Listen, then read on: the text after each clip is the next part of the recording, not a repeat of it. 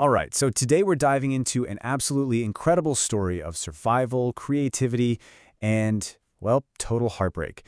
This is about a group of friends who found themselves facing a choice that sounds like something out of a movie.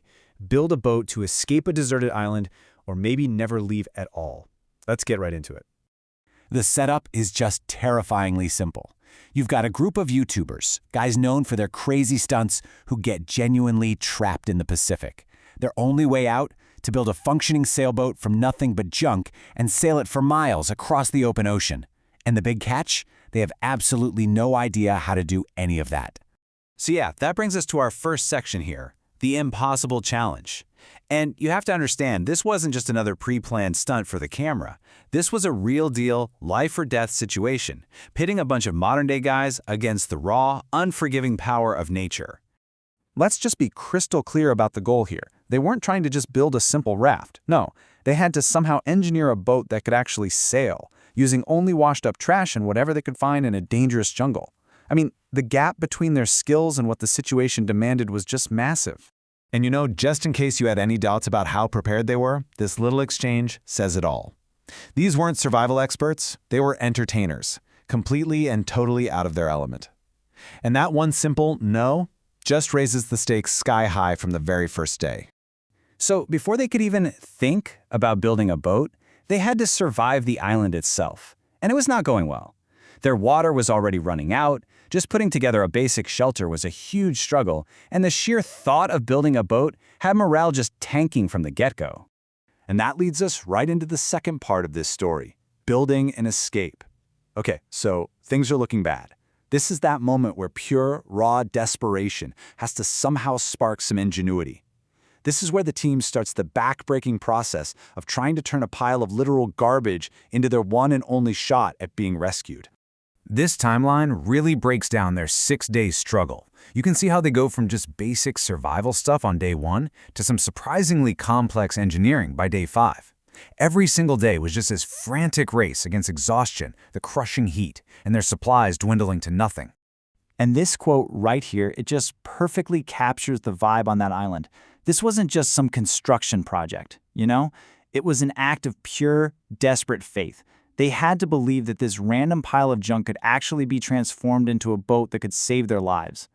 And get this, all this work was happening in a place that was actively hostile. They weren't just fighting against their own lack of skill, they were constantly looking over their shoulders for venomous snakes, huge spiders, not to mention the oppressive heat that felt like it could take them down at any moment. And this is the moment that shows you the real human cost of all this. While he's carrying this super important barrel for the boat, one of the guys, Nolan, just collapses from heat exhaustion. It was this terrifying reminder that this wasn't a game. Their bodies were hitting their absolute physical limits. But then, a breakthrough. The moment they finally put their basic frame into the water, and it doesn't sink. Wow, this is a huge turning point.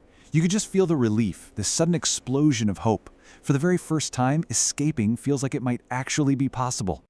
So the boat is built, and that kicks off the third and, honestly, most grueling part of this entire story, the voyage.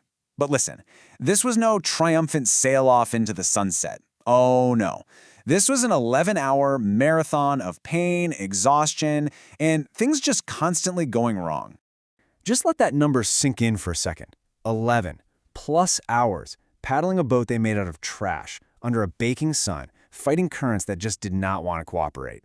It's a staggering feat of endurance, and it's fueled by nothing but sheer desperation. Once they were out on the water, it wasn't just one problem. It was like a domino effect of disaster. One problem would just trigger the next in this awful chain reaction. Their homemade paddle started breaking, seasickness was hitting them hard, and it really felt like the ocean itself was fighting them every single inch of the way. This quote, man, it just tells you everything you need to know about the brutal reality out there. They were way past being tired. They were at the point of physical collapse, literally seeing stars from the pain, but they knew that stopping just wasn't an option. And this all leads to the absolute rock-bottom moment of the entire journey. Hours into the trip, they're making zero progress, and the realization hits them, they are truly stranded. They're too far from the island to go back, but they're too exhausted to move forward. This is the moment their spirit just almost completely shatters. And that brings us to the final, absolutely heartbreaking act of this story. It's all about that razor-thin line between a legendary victory and just a soul-crushing defeat. Just when it looks like they're about to give up for good, something like a miracle happens. The tide shifts, and suddenly, the ocean, the thing that's been their enemy this whole time, actually starts helping them, pushing them right where they need to go. It's an unbelievable plot twist that gives them one final surge of adrenaline. And these numbers, this is what makes the end of this story so agonizing. After paddling for over 5 miles, they were just half a mile from shore. I mean, that's a distance they could have swam if they had an ounce of energy left. Victory was right there. They could see it. But then a new enemy shows up, the clock. They realize that this helpful tide is temporary and it's about to turn against them.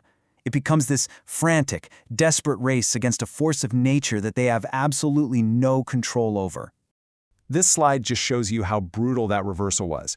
In just a matter of minutes, they go from being on the verge of pulling off the impossible to being actively dragged backward, away from the island, and back out into the open sea.